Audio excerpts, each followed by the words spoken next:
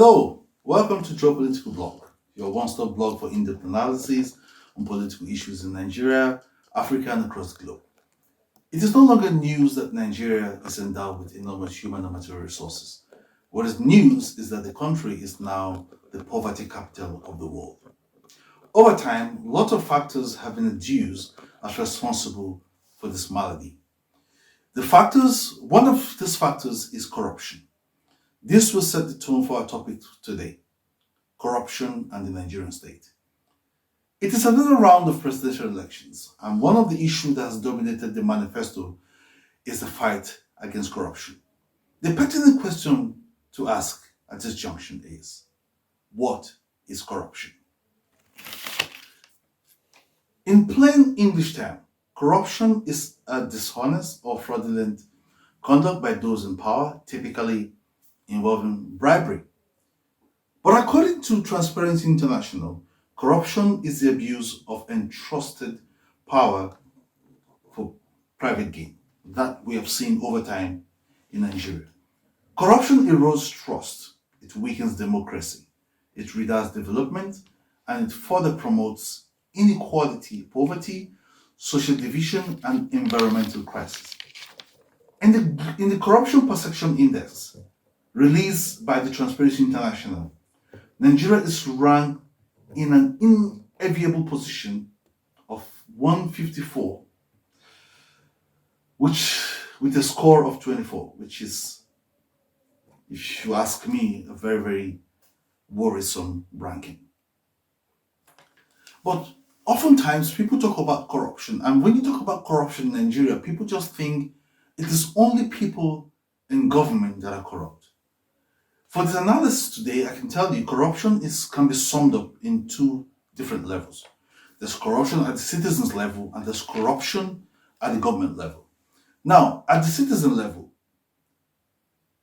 these days you find people paying to have their passport fast-tracked, you have to have driver's license even when they do not have a car, payment for job positions, payment for admission into tertiary universities, to pass exams, changing dates of birth on documents, committing all forms of things, and people, like for example, the NYC thing, some people pay a lot of money to get posted to states of their choice, which is totally against the laws setting up the National Youth Service Corps. And then you find coppers, even when posted to the state, they do not want because they have other things doing, they just liaise with the officials, collect money, and then they sign their monthly pass and all of that. All of these are corruption perpetrated at the level of the citizens. Now, let's look at corruption at the government level, which is what really affects the growth of the Nigerian state, which really affects the development at all levels of the Nigerian state. Now, the level of government corruption is promoted by rentier capitalism, and it's also promoted by nepotism, prebendalism, where people think being in government is an access to self-enrichment, community enrichment, tribe enrichment. And then we have another factor that promotes government corruption at government level is gender inequality motivated by religious practices. And then we have money laundering schemes, we have budget padding. All of these sums up corruption at the government level. Now, let's ask ourselves, what at every of this level, what promotes corruption at the citizens and government level? What really promotes corruption? Now, one thing that really promotes corruption at all levels is the absence of a functional system. We have a lot of systems in place. We have a lot of laws in place. A lot has been spent at the different levels of government to ensure that these laws that ensures transparency, that ensures accountability.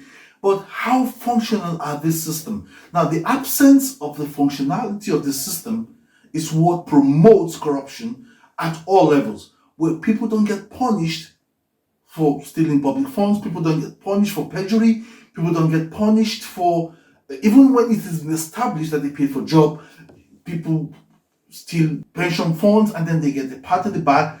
And oftentimes, people have argued that what has really promoted this corruption at all levels is more or less the redundancy of the judiciary, because what if sometimes we've had cases of these issues get to the court and then people just bribe their way in. So how do we get out of this level of corruptions at the citizens level, at the government level? One, I think there's a need for reorientation of the citizens, and this reorientation will be promoted by the government. And what government agencies will be responsible for this? The National Orientation Agency. It's more like a sleeping agency of government. Now, this brings us to the question of lack of functionality of the system. The National Orientation Agency is supposed to embark on serious campaigns on the issue of corruption. And how can we control or depromote corruption at the government level? It's by voting people with proven integrity and pedigree. And then how can that happen? You have to vote for people outside, irrespective of their religion or cultural affiliation. The country belongs to us. And what we make of it is what we will leave for the generation yet unborn. And that's why this election is very, very important, that we help to break rentierism and gang up of people who have held this country to the jugular since independence in 1960. I remain Joel, your analyst. Please don't forget to subscribe to our channel, and you can also share and invite others to subscribe. Thank you.